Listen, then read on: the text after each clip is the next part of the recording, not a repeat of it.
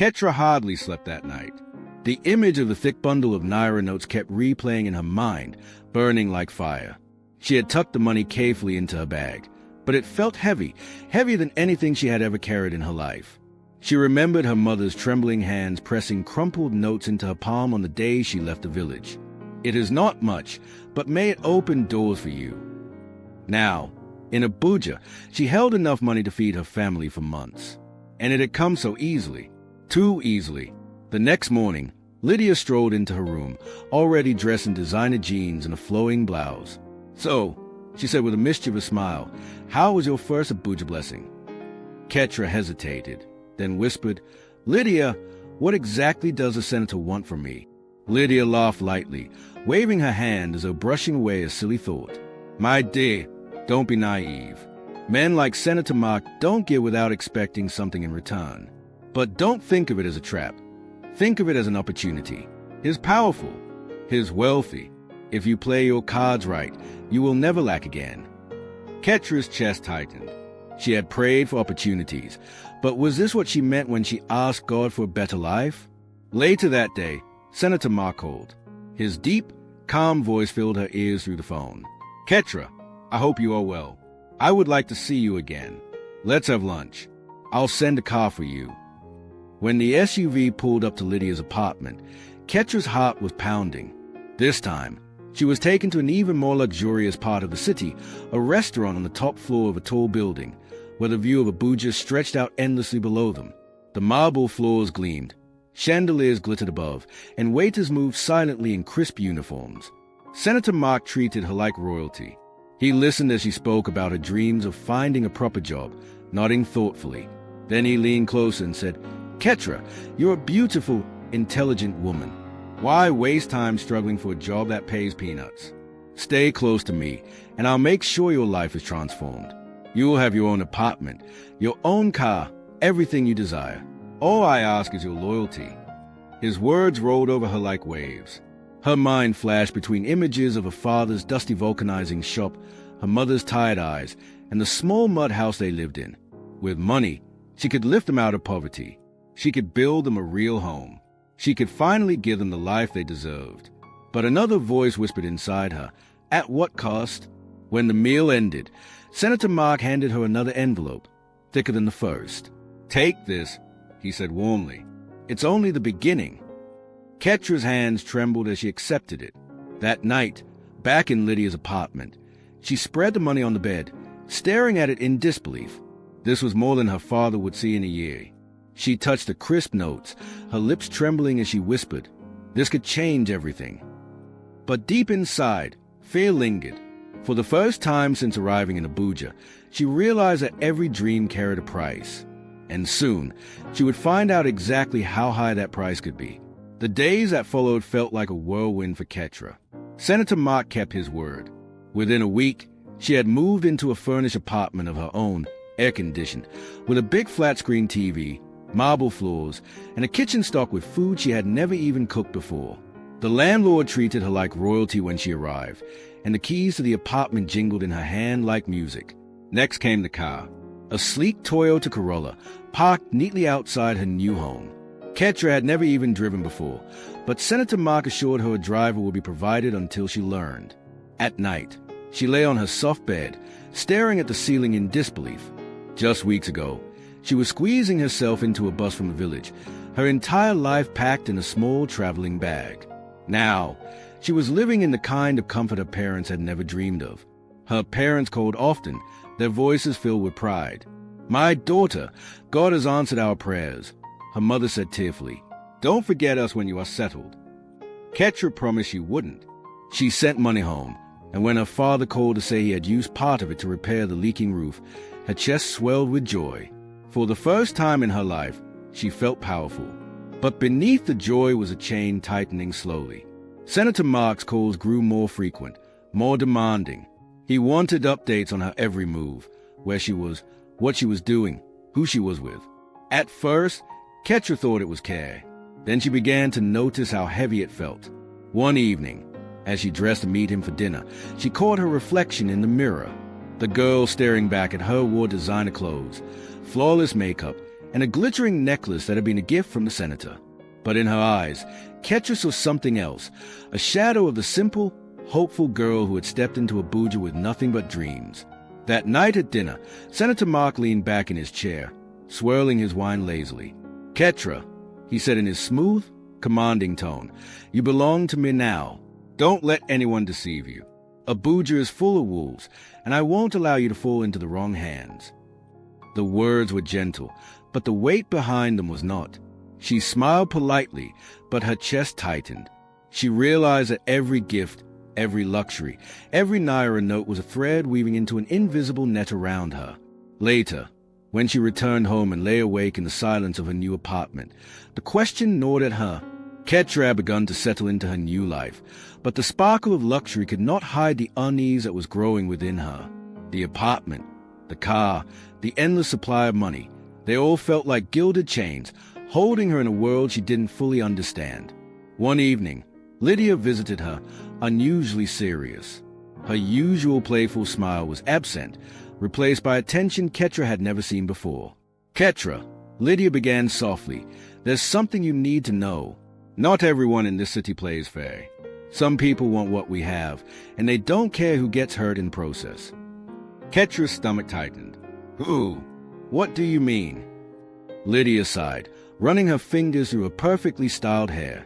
"Senator Mark is powerful, yes, but is also dangerous. People pay a price to stay in his circle. I should know. I've been around him for years." Ketra blinked, her mind flashing back to the first lunch with the senator.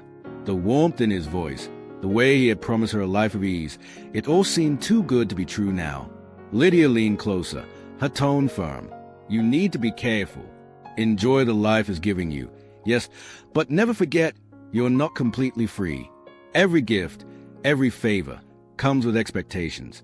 Some of them are hard to refuse." Ketra swallowed hard. "Expectations? What do you mean?" Lydia's eyes darkened slightly, and she dropped her voice to a whisper. "Sometimes, being close to a man like him, it's not just about money or comfort. You have to be willing to play a part. And if you refuse, the consequences can be painful." A shiver ran down Ketra's spine. She had never imagined that the life of glamour she craved could come with shadows so dark. Later that night, she sat by the window of her apartment, looking out at Abuja's glittering skyline. The city lights twinkled like stars, but beneath them lay streets of danger, deceit, and temptation. For the first time, Ketra felt a weight she could not ignore.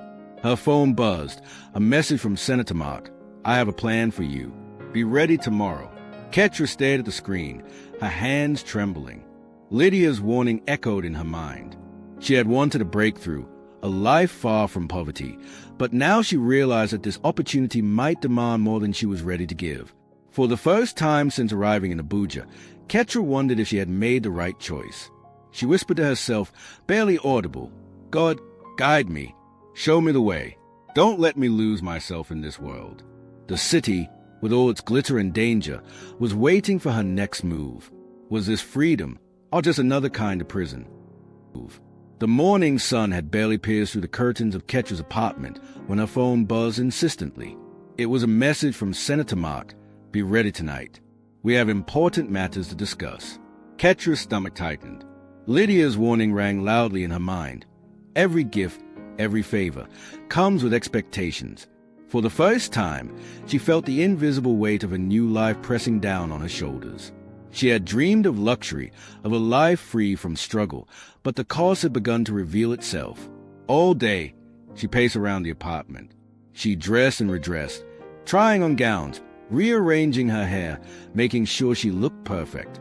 Everything had to be flawless. When the senator called in the afternoon, his deep, calm voice gave her no room for hesitation. "Ketra," he said smoothly, "be at the private lounge at 8 p.m. sharp. I will send the car for you. Don't be late. This is important." She nodded, heart pounding. The days stretched endlessly. Every minute felt like an hour as she wrestled with excitement and fear. Finally, the sleek black SUV arrived, gliding silently into the driveway. The driver greeted her politely and opened the door. The ride to the lounge was quiet, the city's nightlights flashing past in a blur. Ketra's thoughts raced. She knew she was stepping into a world far beyond her village dreams, but she had no idea how deeply tangled she would soon become. When they arrived, the lounge was dimly lit. The scent of expensive cigars thickened the air. Men in tailored suits and women in glittering gowns mingled, laughter and clinking glasses filling the room. And there, standing like a king surveying his domain, was Senator Mark. "Ketra," he said, his eyes sharp. "You're punctual. Good. Come, meet some of my friends." The next hours were a blur of introductions, handshakes, and compliments. Powerful men and women spoke to her, smiling, laughing, yet their eyes measured her like an object to be assessed. Each comment about her beauty, her grace, or her attire carried an undercurrent she could not ignore. Finally, Senator Mark led her aside. "You're doing well, but now comes the first test. Tonight, you will accompany me to a private gathering. Your role is simple: be pleasant, be charming, and make an impression. But remember, everything you do will be watched. One mistake could change everything." Ketra's heart pounded. She had wanted this life, dreamed of wealth, comfort, and freedom from struggle, but the realization hit her hard. Freedom had a price. The test was only the beginning, and she wasn't sure she was ready for it. As the night stretched on, she smiled, laughed, and spoke carefully, every gesture measured. Yet inside, a storm brewed. She understood now that the glittering world she had entered was also a cage, beautiful, intoxicating, and dangerous. By the time she returned home, her legs ached and her heart was heavy. She collapsed onto the bed, staring at the ceiling, whispering, "What have I gotten myself into?" The first test was over, but the chain around her life had only tightened. The morning after her first night in Senator Mark's world, Ketra awoke to a quiet apartment that felt both familiar and foreign. The soft sheets, the polished floors, the designer wardrobe, it was all haze, yet it felt like a gilded cage. She sat on the edge of the bed, staring at her reflection in the mirror. The girl who had left her village just weeks ago seemed distant, almost unreal. A soft knock on the door interrupted her thoughts. It was Lydia, carrying a cup of freshly brewed coffee. "Good morning, superstar," she said lightly, though her eyes held an edge Ketra had never noticed before. "How was last night?" Ketra hesitated. Should she tell Lydia about the discomfort she had felt, the way the men's gazes weighed on her? She chose her words carefully. "It was intense, but I managed. Everyone seemed pleased." Lydia raised an eyebrow, sipping her coffee. "Please, yes, but remember, Ketra, appearances can be deceiving. In this world, people smile while plotting behind your back, and not everyone who looks friendly is your ally." Ketra frowned, uneasy. "Do you mean Senator Mark?" Lydia's expression darkened. "He is not your enemy, yet, but he is not a friend either. Everything he gives you comes with strings attached. You need to learn how to hold your ground without breaking, or they will pull you into things you cannot undo." The warning settled over Ketra like a shadow. She thought of the first night's gathering, of the laughter and clinking glasses, the whispered compliments that carried hidden meanings. She realized Lydia's words weren't exaggeration. They were a lifeline. Later that evening, Ketra received another call from Senator Mark. His deep voice was smooth, commanding, and filled with anticipation. "Ketra, I have a gift for you," he said. "Come with me. Tonight is special." She hesitated, glancing at Lydia. The older woman's look was grave, a silent message. Be careful." When Ketra arrived at the senator's private suite, a small, elegantly wrapped box awaited her. With trembling hands, she opened it and gasped. Inside was a gold-plated wristwatch, sparkling under the soft chandelier light. "It's beautiful," she whispered, unsure why her heart skipped. Senator Mark smiled, eyes gleaming. "It suits you. Wear it, and remember, this is just the beginning. Every gift comes with purpose." Ketra slipped the watch onto her wrist, feeling a warmth she could not explain. But deep down, a sense of foreboding gnawed at her. The luxury, the attention, the wealth, it all felt too perfect, like a trap slowly closing around her. Back at her apartment, Ketra sat in silence, tracing the cold metal of the watch. Lydia's warning echoed louder than ever. Everything he gives comes with strings. Everything has a price. For the first time, Ketra realized that the life she had dreamed was also a dangerous game, and the shadows of deception had already begun to creep into a glittering world. The days following Senator Mark's gift were initially thrilling. Ketra wore the golden wristwatch everywhere, admiring its sparkle under the city lights and the way it completed her elegant outfits. Every glance in the mirror reminded her of how far she had come, from the dusty roads of a village to the glittering heights of Abuja's elite. But soon, the excitement turned into unease. It started with a subtle burning sensation on her wrist, a tiny itch that she dismissed as a reaction to metal. By the third day, the skin around the watch had begun to redden, a swelling creeping along her hand. The golden gleam that had once made her heart race now seemed ominous. Ketra tried to ignore it, telling herself it was stress or an allergic reaction. She visited doctors, explained her symptoms, and followed every prescription, but nothing worked. Each night, she peeled off the watch, hoping relief would come, only to wake the next day with her hand more swollen and painful than before. The luxurious apartment suddenly felt suffocating. No amount of designer dresses or gourmet meals could mask the growing fear inside her. She realized she had been blind to Lydia's warning. Everything Senator Mark gave her had strings, and now those strings had tightened around her very body. One evening, as she sat in the dim glow of her living room, she recalled the old prophetess Lydia had once whispered about in tales of curses, how greed and shortcuts could attract dangers unseen. She shivered, the realization sinking in. This wasn't a normal illness. Something unnatural had entered her life through the very gift that had made her dreams come true. In desperation, she called Lydia. When her friend arrived, her expression darkened at the sight of Ketra's swollen, foul-smelling hand. "Ketra, this is serious," Lydia said, her voice trembling slightly. "You've been given a cursed item. Senator Mark is not just a man of wealth. He deals in things far more dangerous than money. That watch, it's the source. It's been used to control, to bind, to punish. You must get rid of it." Ketra stared at the golden watch on her wrist, feeling a chill run through her body. "But how? I can't just throw it away, can I?" "Yes," Lydia said firmly. "You must. Destroy it. Don't look back. It's the only way to free yourself from him and the curse he has placed on you." Tears welled in Ketra's eyes. All the wealth, all the luxury, had come at a cost she had never imagined. She thought of her parents, the sacrifices they had made, and a fire ignited inside her, a determination to survive and reclaim her life, free from fear, deceit, and manipulation. That night, trembling but resolute, Ketra walked to the edge of a flowing river. She held the golden wristwatch high, her heart pounding with a mix of fear and defiance. With a final cry, she flung it into the rushing water. As the watch sank, a strange weight lifted from her wrist, her swelling began to ease, and the foul stench faded. Relief washed over her, mingled with the sobs of gratitude and a newfound clarity. For the first time in weeks, Ketra felt free. After the cursed watch was gone, Ketra felt a strange, profound emptiness. The luxury, the gifts, and even the promises of Senator Mark were gone. But so were the fear, the pain, and the invisible chains that had bound her. For the first time in weeks, she could breathe freely, yet the question lingered. What now? Ketra turned to Lydia for guidance.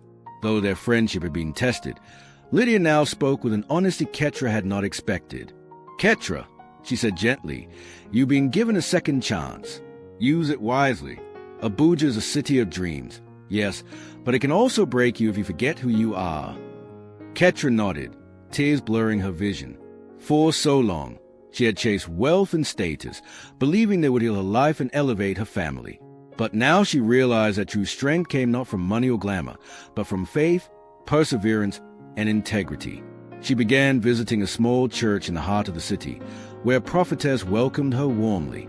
The first Sunday, she sat quietly in the back, listening to hymns and prayers she had only heard in passing while growing up in her village.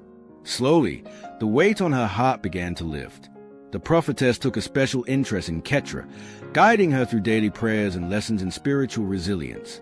Each day, Ketra grew stronger, physically, emotionally, and spiritually.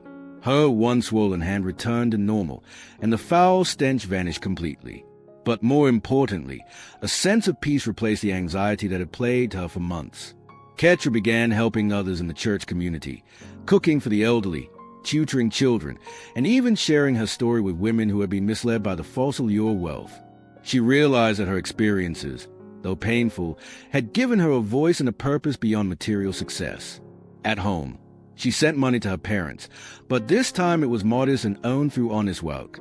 She rented a small room in the mission quarters and decorated it simply, finding comfort in simplicity rather than extravagance.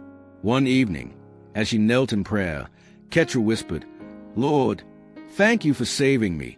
Thank you for showing me that true life isn't about wealth or luxury, but about faith, courage, and love. Help me live for you and help others along the way." For the first time in a long while, Ketra slept peacefully, unburdened by fear, envy, or manipulation.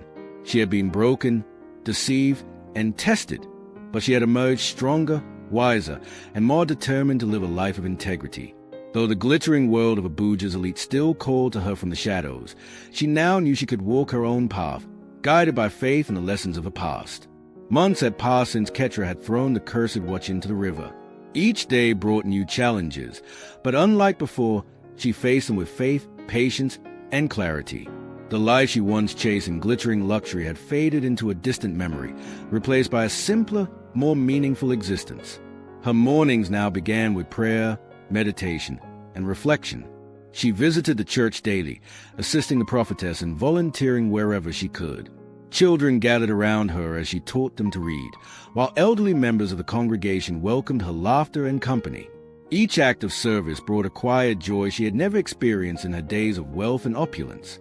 Her parents, who had anxiously awaited her return to herself, were finally at peace. When she called them, their voices brimmed with gratitude and relief. Her father no longer asked for money. Instead, he spoke of pride in the woman she had become. Her mother's soft prayers now included thanks for her daughter's resilience and wisdom. Ketra had also learned to forgive. She did not harbor bitterness toward Lydia, despite the jealousy and betrayal that had once tested their friendship. Instead, she prayed for her, hoping that Lydia too would find clarity and redemption. And as for Senator Mark, his presence in her life became nothing more than a shadow, an important lesson in temptation, greed, and the price of shortcuts. The small apartment she now called home reflected her renewed spirit. It was simple, yet comfortable, filled with light and laughter. Her days were rich with meaning rather than material possessions. She found beauty in the ordinary, the warm morning sun spilling through the window, the sound of children's laughter, the smell of fresh bread from the corner bakery. One evening, as Ketra knelt in quiet prayer, she whispered a promise to herself and to God. "I will live for truth. I will live for love. I will live with integrity. I will never trade my soul for wealth or status again." She smiled, feeling a weight lift from her shoulders. The temptations of the past no longer held power over her. The city that had once seemed like a golden cage now appeared as a place of opportunities. Opportunities she would pursue honestly, guided by wisdom, faith, and courage. Ketra had been tested, deceived, and broken, but she had survived. She had chosen life, integrity, and faith over shortcuts and illusion. And in that choice, she had found freedom, peace, and a life renewed. From the dusty roads of a village to the glittering streets of Abuja, Ketra's journey had been long and painful, but it had led her to the most valuable treasure of all, herself.